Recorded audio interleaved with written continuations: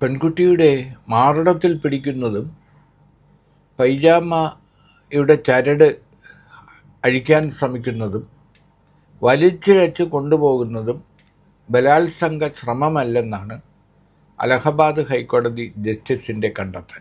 വിചാരണ കോടതി സമൻസ് അയച്ചപ്പോൾ അതിനെതിരെ ഹൈക്കോടതിയെ സമീപിച്ച പവൻ ആകാശ് എന്നീ പ്രതികളുടെ അപ്പീൽ കേസിലാണ് അതീവ ഗുരുതരമായ ഈ കണ്ടെത്തൽ ഹൈക്കോടതി ജസ്റ്റിസ് അലഹബാദ് ഹൈക്കോടതി ജസ്റ്റിസ് റാം മോഹൻ നാരായൺ മിശ്ര നടത്തിയത്.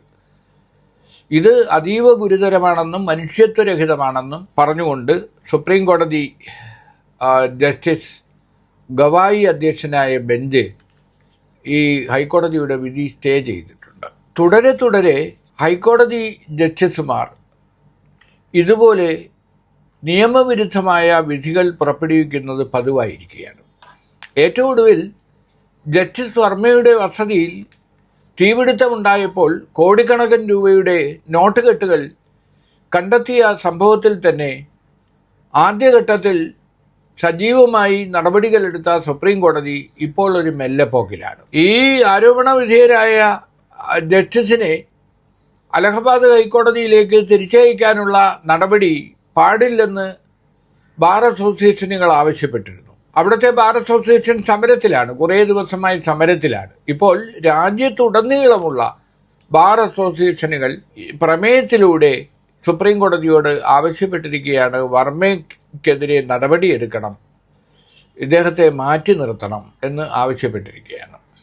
അപ്പോൾ സമാനമായ അല്ലെങ്കിൽ അതിനേക്കാൾ ഗുരുതരമാണ് ബലാത്സംഗ കേസിൽ, ഒരു പോക്സോ കേസിൽ ഒരു പെൺകുട്ടിയെ കടന്നുപിടിക്കുകയും വലിച്ചിഴച്ച് കൊണ്ടുപോകാൻ ശ്രമിക്കുകയും ചെയ്ത പ്രതികൾ ചെയ്തത് ബലാത്സംഗ ശ്രമമല്ല എന്ന് പറയുന്നത് ഒരു തരത്തിൽ ന്യായീകരിക്കാവുന്നതല്ല. പെട്ടെന്ന് ഉണ്ടായ ഒരു പരാമർശമോ വിധിയോ അല്ല ഇത്. ഹൈക്കോടതിയിൽ ഈ കേസെത്തി 4 മാസത്തിന് ശേഷം വിധി പറയാൻ മാറ്റിവെച്ച് പറഞ്ഞ വിധിയിലാണ് ഇത്തരം ഒരു കണ്ടെത്തൽ ഈ ഹൈക്കോടതി ജസ്റ്റിസ് നടത്തിയത്.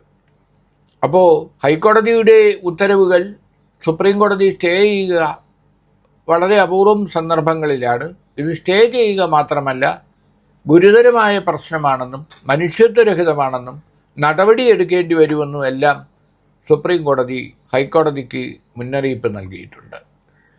യഥാർത്ഥത്തിൽ സുപ്രീം കോടതിയായാലും ഹൈക്കോടതിയായാലും കീഴ്ക്കോടതികളിൽ ഉണ്ടാകുന്ന നിയമവിരുദ്ധമായ നടപടികളെ ഇത്തരത്തിൽ സ്കൂൾ കുട്ടികളെ ശാസിക്കുന്നത് പോലെ ശാസിക്കുകയല്ല ചെയ്യേണ്ടത്.